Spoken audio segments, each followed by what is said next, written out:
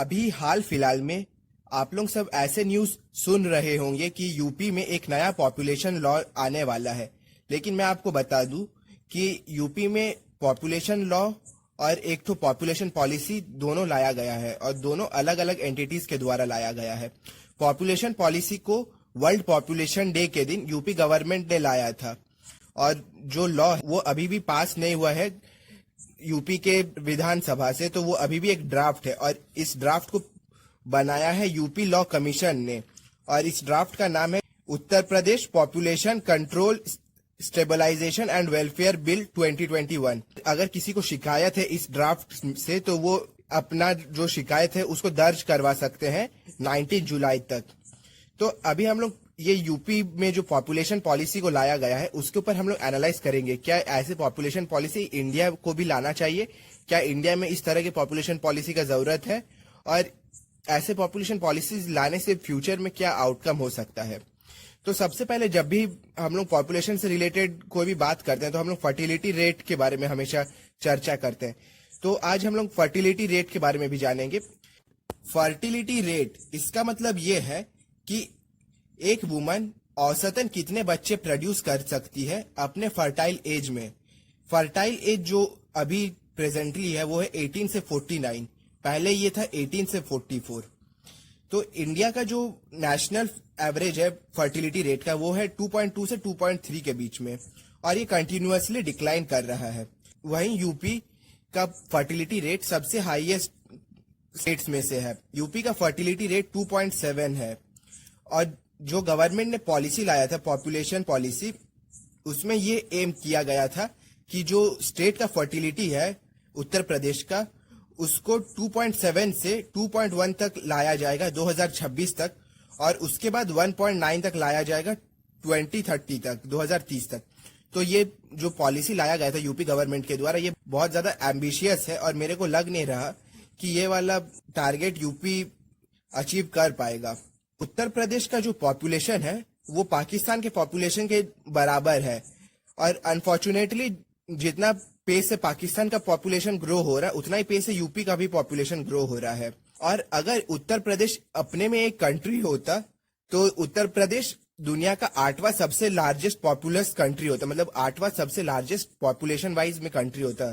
तो इससे ये साबित होता है कि उत्तर प्रदेश में पॉपुलेशन का जो ग्रोथ है वो बहुत ज्यादा है। इंडिया का जो भी फ्यूचर पॉपुलेशन से रिलेटेड कोई भी प्लान्स होगा उसमें उत्तर प्रदेश और बिहार का बहुत इंपॉर्टेंट रोल होगा। बिहार का जो फर्टिलिटी रेट है वो 3.3 का है, उत्तर प्रदेश से भी ज्यादा। 1981 में इंडिया का जो एवरेज फर्टिलिटी रेट था वो 4.5 था।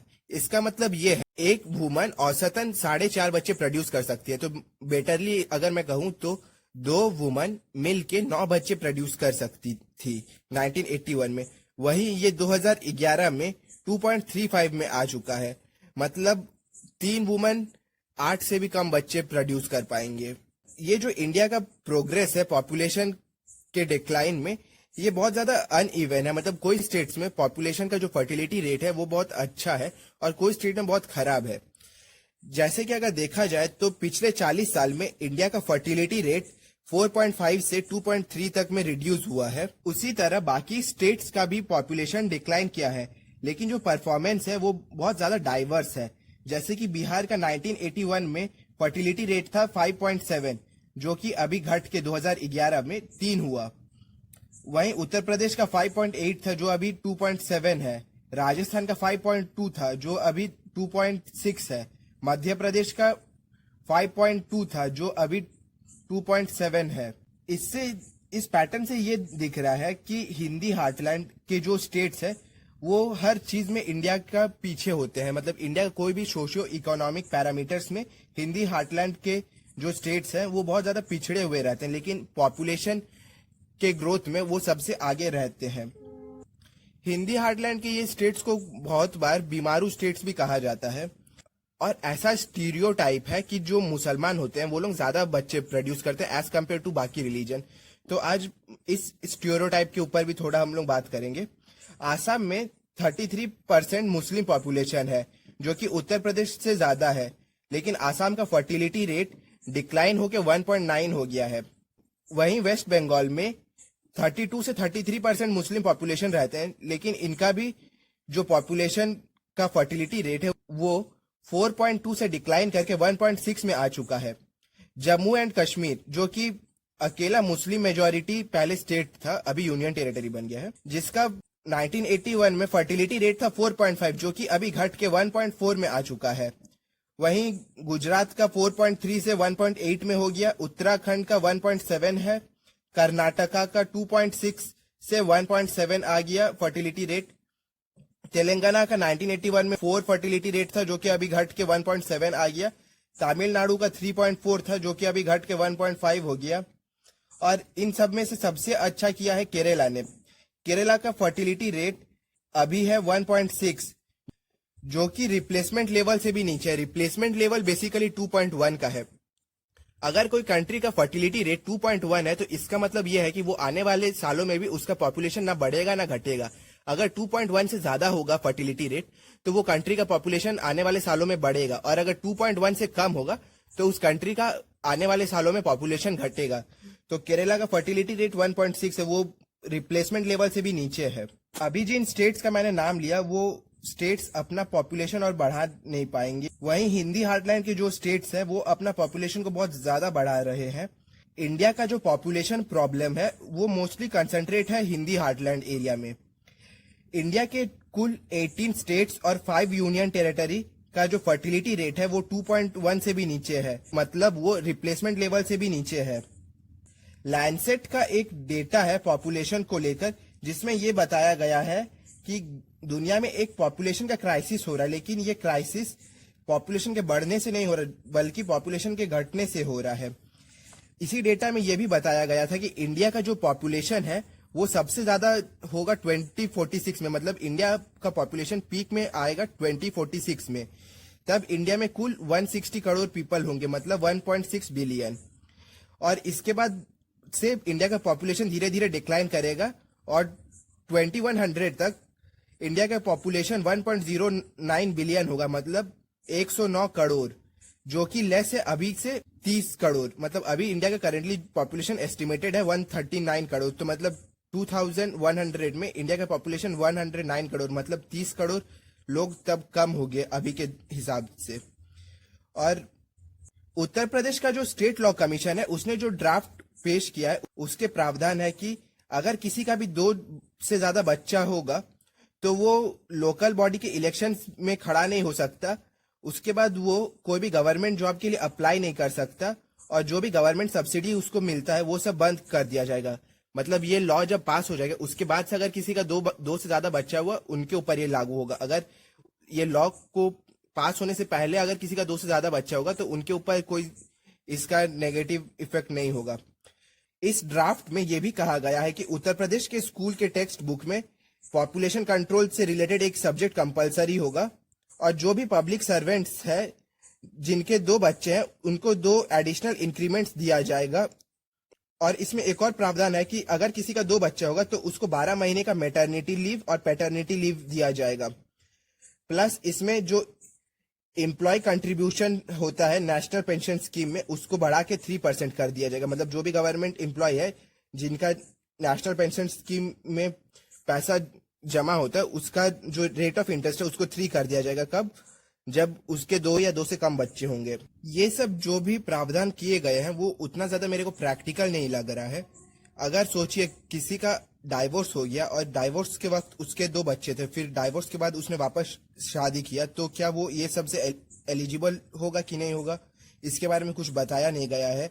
क्या अगर वो इनएलिजिबल हो जाएगा तो एनपीएस में जो भी उसके 3% का रेट ऑफ इंटरेस्ट जुड़ा होगा उसको वापस रिफंड करना पड़ेगा। ये सब के बारे में उतना कुछ ज्यादा बताया नहीं गया है। क्या पता आने वाले दिनों में इसके बारे में ज्यादा बताया जाए। इसके बाद आसाम में भी इस तरह का एक लॉ पास किया गया था 2019 में। पॉपुलेशन फाउंडेशन फॉर इंडिया ये एक एनजीओ है और एक थिंक टैंक भी है। ये कहता है कि इंडिया को चाइना के ब्लंडर से सीखना चाहिए। चाइना ने जो अपना 1 चाइल्ड पॉलिसी लाया था उसके कारण चाइना को अभी ये दिख रहा है कि उसका पॉपुलेशन बहुत जल्दी बूढ़ा होते जा रहा है, और इसको देखते हुए चाइना ने 2 चाइल्ड पॉलिसी लागू किया। लेकिन अभी के टाइम में चाइना का जो सोसाइटी है वो काफी प्रॉस्परस हो चुका है और वहां पे कोई अभी प्रिफर नहीं करते कि उनका एक से ज्यादा बच्चा हो। और चाइना ने इसको देखते हुए वापस 2 चाइल्ड पॉलिसी को 3 चाइल्ड पॉलिसी में कन्वर्ट कर दिया। मतलब अभी चाइना में अगर कोई पर्सन 3 बच्चे प्रोड्यूस करता है तो गवर्नमेंट उन लोगों को थोड़ा इंसेंटिव्स देंगे, लेकिन ज्यादातर लोग इसको प्रेफर नहीं कर रहे हैं 3 चाइल्ड को, क्योंकि जो इंसेंटिव्स मिलेंगे वो उतना ज्यादा कुछ खास नहीं होंगे जितना कि 3 बच्चों को बड़ा करने में लगता है। उतना ज्यादा फाइनेंशियली गवर्नमेंट चाइना का सपोर्ट नहीं करेंगे। जैसे कि कोई भी सोसाइटी प्रॉस्पर करता है इकोनॉमिकली और सोशली, तो वहां के जो भी सिटीजन्स होते हैं वो ये प्रीफर करते हैं कि उनका कम से कम बच्चा हो। तो यहाँ पे उत्तर प्रदेश को ये सीखना चाहिए कि इशू ये नहीं है कि आप इंसेंटिव देंगे कि कम बच्चे प्रोड्यूस करो, या फिर आप उन लोगों को डिस इंसेंटिव देंगे जो ज्यादा बच्चे प्रोड्यूस करते। इससे होने कुछ वाला नहीं है, क्योंकि आपको एट द एंड जो इकोनॉमिक और सोशल स्टेटस है पीपल का उसको इम्प्रूव करना पड़ेगा। अगर आप सोशल और इकोनॉमिक स्टेटस को इम्प्रूव करेंगे तो पीपल खुद ब खुद समझेंगे कि उनका कम से कम बच्चा होगा तो ज्यादा अच्छा है। और जो भी इम्बैलेंस होता है पॉपुलेशन को लेकर साउथ इंडिया में और हिंदी हार्टलैंड में, वो काफी ज्यादा है। अगर अभी एक नया रिस्ट्रक्चरिंग होगा पार्लियामेंट का और पॉपुलेशन के हिसाब से अगर एमपीज को अलॉट किया जाएगा, तो जो डिसिप्लिन साउथ इंडिया के स्टेट्स है उनके साथ ये नाइंसाफी होगा, क्योंकि उन्होंने सोशियो इकोनॉमिकली अपने लोगों को अपलिफ्ट किया और इसके कारण वहां के लोग अभी कम से कम बच्चे प्रेफर करते हैं। इसके कारण होगा ये कि वो सब स्टेट्स के पॉपुलेशन अभी कम होगा, और वहां के पॉपुलेशन जब कम होगा तो उनको पॉलिटिकली रिप्रेजेंटेशन भी कम मिलेगा। वहीं उसके उलट जो हिंदी हार्टलैंड के स्टेट्स है उन्होंने ये सब को डिसिप्लिन से फॉलो नहीं किया कि पॉपुलेशन को कंट्रोल करना चाहिए। उनका पॉपुलेशन बहुत ज्यादा होगा और उनको पार्लियामेंट में बहुत ज्यादा रिप्रेजेंटेशन मिल जाएगा, जो कि एक तरह से नाइंसाफी होगा साउथ इंडिया के स्टेट्स के साथ। और उनको ऐसा फील होगा कि वो लोग एक कॉलोनी है इररिस्पॉन्सिबल स्टेट्स के, और उन लोगों को ये फील होगा कि उनको इस चीज का सजा मिला कि उन्होंने डिसिप्लिन में रहा। वहीं जो हिंदी हार्टलैंड के स्टेट्स है जो डिसिप्लिन में नहीं थे, पॉपुलेशन को कंट्रोल ठीक से नहीं किया, उन लोगों को रिवॉर्ड मिला कि उनका पार्लियामेंट में रिप्रेजेंटेशन बढ़ गया। नेशनल कमीशन ऑन पॉपुलेशन ने प्रोजेक्ट किया है कि 12.5% का इंक्रीज हो गया पॉपुलेशन में 2011 से 2021 तक। अगर आप इसको एवरेजली ले ले तो 1.25% पर ईयर। वहीं 2021 से 2031 तक इंडिया का जो ओवरऑल पॉपुलेशन है वो इंक्रीज करेगा 8.4% तक, मतलब 0.8% पर ईयर। उसके बाद NHFS 4 मतलब नेशनल फैमिली हेल्थ सर्विस 4 का जो डेटा है उसके अकॉर्डिंग 75% जो हिंदू वुमन है वो लोग प्रेफर नहीं करता है थर्ड चाइल्ड को। मतलब 75% जो हिंदू औरतें हैं वो तीसरे चाइल्ड को प्रेफर नहीं करते, मतलब वो लोग नहीं चाहते कि उनका तीसरा बच्चा हो। वहीं 19% हिंदू वुमन ये प्रेफर नहीं करते हैं कि उनका सेकंड चाइल्ड हो। ये भी स्टेरियोटाइप है कि जो मुस्लिम वुमेन्स है वो लोग 2 बच्चों के बाद भी और बच्चे चाहते हैं। तो इसके बारे में भी NHFS ने डेटा दिया है कि बिहार में 38.9% मुस्लिम वुमन को तीसरा बच्चा नहीं चाहिए, वहीं 61.4% हिंदू वुमन को तीसरा बच्चा नहीं चाहिए। झारखंड में आप अगर देखें तो 52.4% मुस्लिम वुमेन को तीसरा बच्चा नहीं चाहिए, वहीं हिंदूज में ये 78% हो जाता है। उत्तर प्रदेश में 53% मुस्लिम वुमेन को तीसरा बच्चा नहीं चाहिए, वहीं हिंदूज में ये 75.5% हो जाता है। जम्मू कश्मीर जो कि मुस्लिम मेजोरिटी यूनियन टेरिटरी है, वहां पर 58.1% मुस्लिम वुमेन को तीसरा बच्चा नहीं चाहिए, जबकि 84% हिंदू वुमेन्स को तीसरा बच्चा नहीं चाहिए। केरला में 60.4% मुस्लिम वुमेन्स को तीसरा बच्चा नहीं चाहिए, वहीं 90% हिंदू औरतों को केरला में तीसरा बच्चा नहीं चाहिए। इंडिया में जम्मू कश्मीर के बाद highest percentage of Muslim population Assam और वेस्ट बंगाल में रहते हैं। वहीं आसाम में अगर आप देखें तो 71% मुस्लिम वुमेन्स को तीसरा बच्चा नहीं चाहिए, वहीं हिंदूज में 82% वुमेन्स को तीसरा बच्चा नहीं चाहिए। वेस्ट बंगाल में 85% मुस्लिम को तीसरा बच्चा नहीं चाहिए, जबकि 94% हिंदूज को तीसरा बच्चा नहीं चाहिए। आसाम और वेस्ट बंगाल में जो ये परसेंटेज है तीसरा बच्चा नहीं होने का, ये इतना ज्यादा होने का कई सारे रीजन है। क्या पता इसका ये भी रीजन हो सकता है कि हेल्थ केयर वहां का अच्छा हो, या फिर वहां पे मैसेजिंग अच्छा से किया गया हो कि तीसरा बच्चा अगर आप प्रोड्यूस करेंगे तो आप ही को फाइनेंशियल प्रॉब्लम्स आएंगे फ्यूचर में, या फिर वहां पे औरतें ज्यादा लिटरेट है इसके कारण भी हो सकता है, या फिर वहां पे अवेयरनेस है कि ज्यादा बच्चा प्रोड्यूस करने से फैमिली में इकोनॉमिक प्रेशर ज्यादा पड़ेगा। इसमें चाहे कुछ भी रीजन हो, लेकिन वहां पे पॉपुलेशन को ये समझ में आ चुका है कि तीसरा बच्चा ज्यादा बेनिफिशियरी नहीं है उन लोगों को। अभी हम लोग एक कंपैरिजन देखेंगे NFHS 3 और NFHS 4 के ऊपर।